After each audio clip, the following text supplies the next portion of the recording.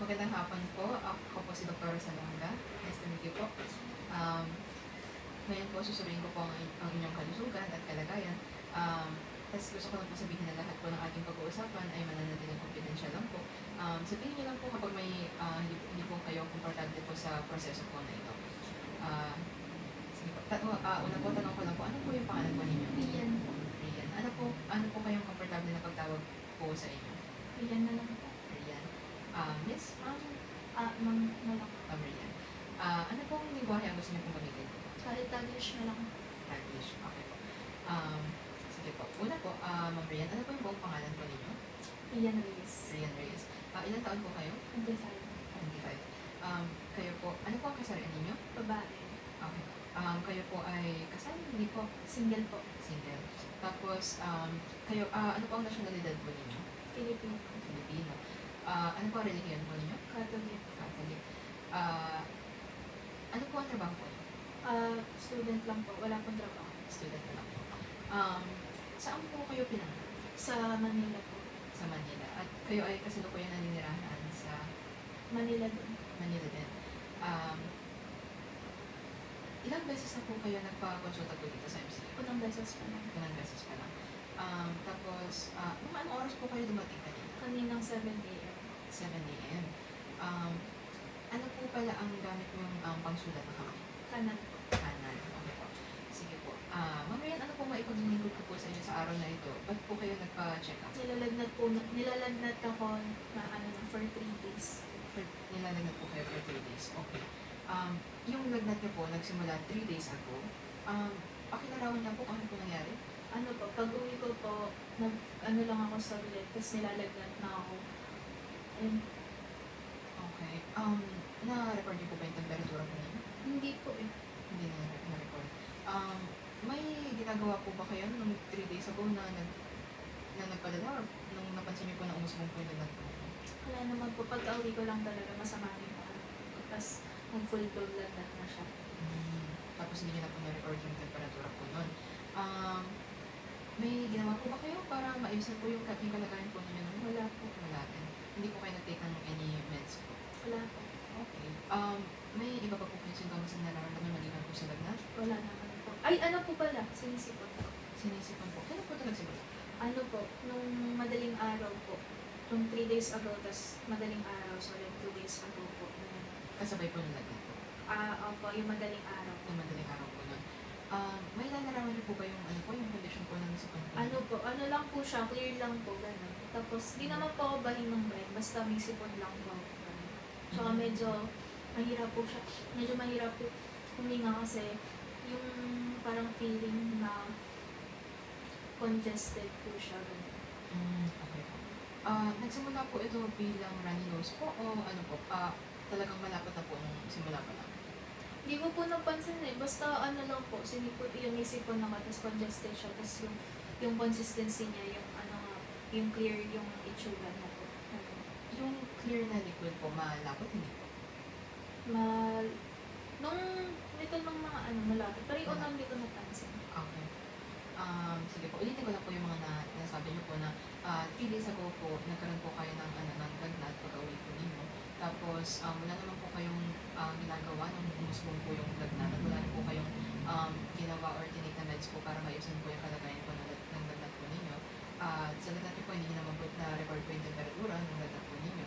Tapos, nasabi niyo rin po na yung kinapagahan, yung midnight po, na nagkaroon na po kayo ng ng sipon. Tapos, nasabi niyo po na yung sipon na yun, hindi niyo po napansin kung medyo liquid po or malapot yung simula niya, pero nasabi niyo po na clear liquid po ang lumalabas, tapos ngayon lang po na parang lumapot na po yung solution po ng sipon po ninyo.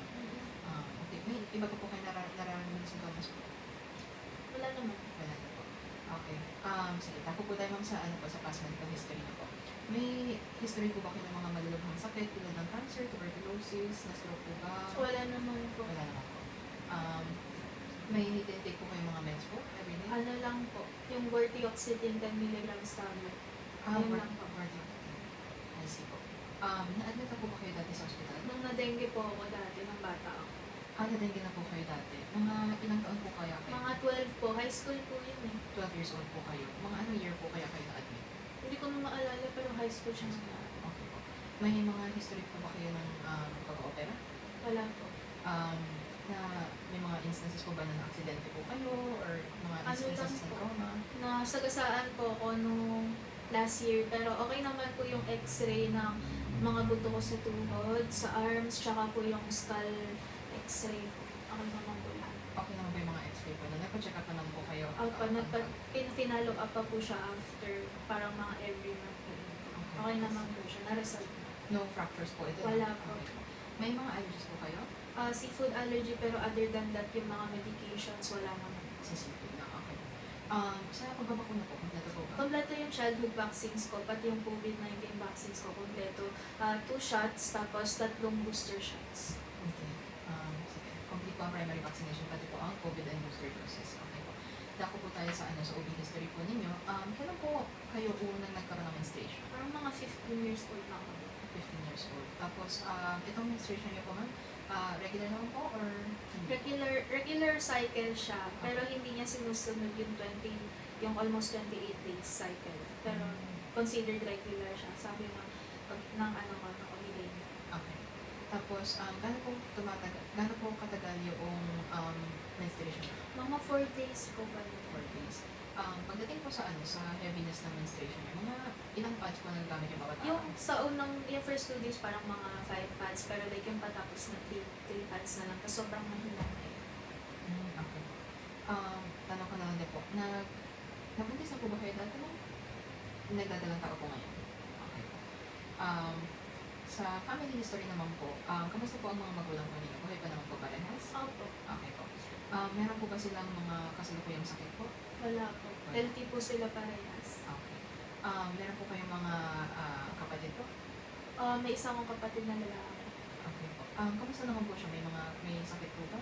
Nung bata siya, nagka-asthma siya, pero resolve na yun. May tinitake siyang mga meds po? Hindi ko pa alam kung meron. Hindi ko na pinapag-usap. Sorry, balik ako lang po yung sa magulang niyo po. May tinitake po silang medicines po kayo? Wala po. Wait lang, yung mom ko po, Caltrate lang. Yun lang. Okay, okay po. Tapos sa kapatid niyo po, wala naman po siya, hindi niyo naman po napag-uusapan po yung pagtitake po? Wala mga ganun po.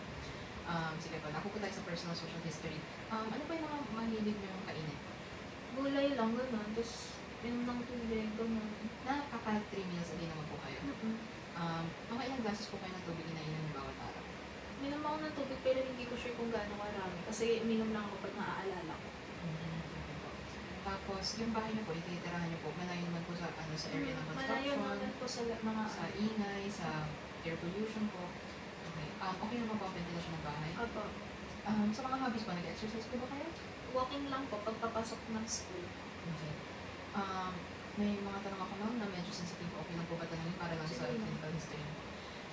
Kayo po ba ay nakipagtalik? Kayo po ay naninigarilyo? Hindi po. Kayo po ba ay uminom po ng alcoholic beverages o Hindi mga po. alak? Okay. Tapos, hindi naman po kayo gumagamit ng mga pinagbabawal na droga? Hindi po. Ngayon po, i-mention ko lang po yung iba pa pong mga sintomas para lang suri na maigi po ang inyong kalagayan. So, nasabi niyo po na nilalagnat po kayo. Maliban po doon, nakakaramdam po ba kayo ng kakaibang panghihina? Yeah, kasama naman siya. Okay po. Mabilis po ba kayo mapangkot? Okay po. Tapos, nasabi niyo rin po na nakaka-headache na rin po kayo dahil po sa pagsisinga po ninyo, no? Okay po. Tapos, hindi naman po kayo nakakaramdam ng hirap po sa paglunok. Hindi naman. Okay. Dahil po sa sipon niyo po, nakaka-sore throat po ba kayo? Inuubo po ba kayo? Hindi naman din. Nahihirapan po kayo huminga dahil po sa inyong sipon? Hindi naman. Opo, medyo. Okay. May masakit po ba sa inyong mga kasukasuan, sa mga muscle po? Wala naman. Yan. Okay po. Muli, Ma'am Rian, lahat po ng ating pinag-usapan ay mananatiling confidential. At nagpapasalamat ako na sabi niyo po ang lahat ng mailalarawan niyo po ngayon sa history po natin. At sige po, ngayon po ay dadako na po tayo sa physical exam.